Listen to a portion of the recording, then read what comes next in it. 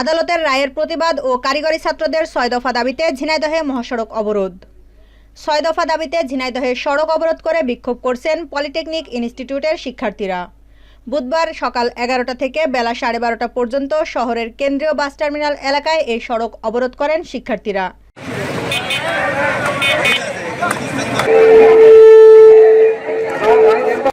যে কারণে বন্ধ হয়ে যায় ঝিনাইদহ থেকে সকল রুটে যান চলাচল। দীর্ঘ সময় যানজট সৃষ্টি হয় সড়কের উভয় পাশে।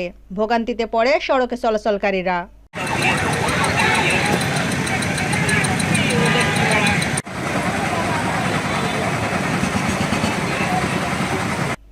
সে সময় শিক্ষার্থীরা জুনিয়র ইন্সট্রাক্টর পদে ক্রাফট ইন্সট্রাক্টরদের দেওয়া পদোন্নতির রায় হাইকোর্ট অবৈধ উল্লেখ করে তা বাতিলের দাবি জানান।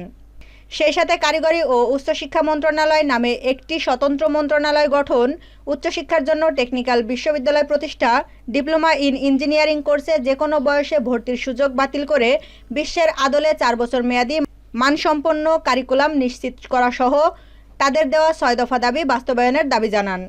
পরে প্রশাসনের দেওয়া আশ্বাসে তারা অবরোধ তুলে নিলে যান চলাচল স্বাভাবিক হয়।